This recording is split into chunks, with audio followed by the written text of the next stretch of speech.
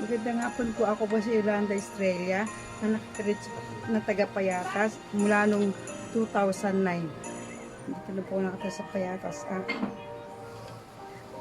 Ako po ay 65 years old na at nagkasakit ako mula pa nung April. Natake ako ng stroke at ito na po, hindi na po ako nakagalaw naman. Kaya lang medyo hirap. Ang kabuhayan po namin noon, meron pa ako munting tindahan, pero mula nung magkaroon po ng pandemic, hindi ko na po maibalik yung puhunan ko na bankrupt na po ako dahil sa kalagayan ko. Nagkandahirap-hirap po kami. Nung last December naman po, dahil sa pandemic, mas maganda pa buhay ko pa noon kaysa sa ngayon. Kasi para mas mag-aano kaysa ngayon eh.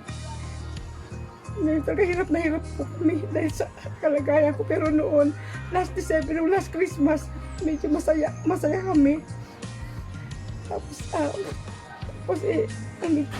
ang trabaho ko po noon ay nagtitinda po ako ng almusal.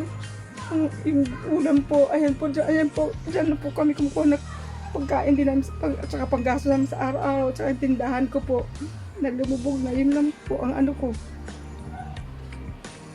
Pero, okay na. Okay. Ko po,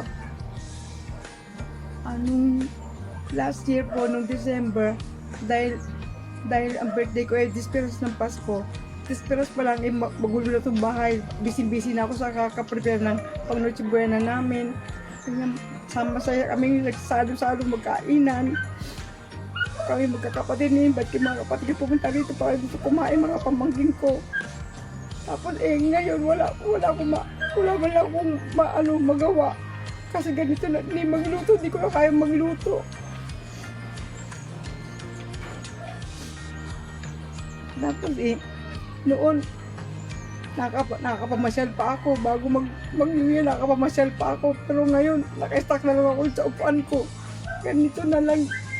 Naiingit ako sa mga tao na mamasyal na ngayon. Hindi ko na magawang mamasyal. Pero ang sabi ko, makakabangon din ako. Next year, gagawin ko lahat ang hindi ko nagawa ngayong taon na to. Next year, magawa ko yun, ako magluluto uli. Kasi ugali ko na yun na ako lahat gumagawa ng ipapakain ko sa kanila. Nagbe-bake ako para meron silang kainin ng cake. Gusto ko lahat, paghihirap ko, pinaghirapan ko, ipapakain ko sa kanila. Pero ngayon wala na akong magawa. Kaya sabi ko nga plano sa apo ko, pinapag-bake niya ako, yung paborito niyang cake spray ko, hindi ko na kaya eh. Hindi ko na kaya magluto ng cake niyo.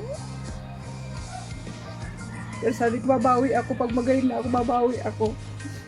Ipagluluto ko pa rin kayo. Pero siguro naman itong taon na to, gagaling na ako.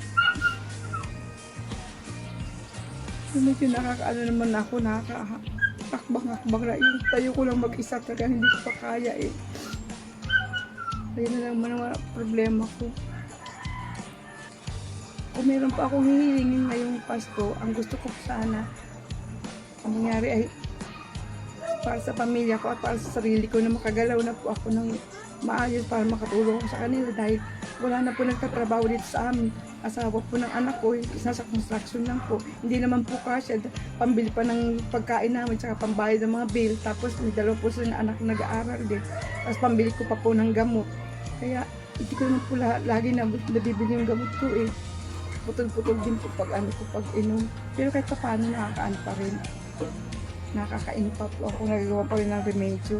Kaya kung talagang ang gusto ko po sana sa sarili ko at saka sa pamilya ko na rin po para makabawi naman po ako sa kanila.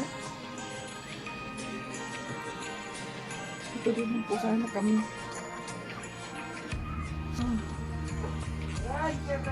Yung tulong na po pwede naman. Pwede po kahit ano pa. Kung maibigay na sa akin, tanggapin ko naman po kahit ano lang. Ipa-therapy po dito para makalakad na po ako. Kasi kami na po gumagawa lang nito eh. In-exercise lang po, tsaka hinihilot nila araw-araw. Yun lang po ang ano po. Ay, sa gamot ko lang po. Pamilya ko.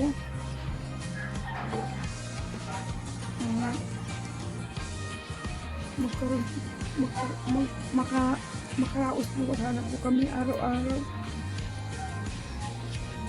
Kaya gusto kong bumalik para maibalik ko po yung dati kong ginagawang titinda ako para may income pa po kami pumapasok kahit na paano po. Eh kaso kung di nga po ako makakagalaw, paano ako makakapamalengke, makapagluto. Yan ang hanap buhay ko. Nagluluto ako, nagtitinda-tinda ako. Eh ngayon, hindi ako makalakad, hindi ako makapunta ng palengke.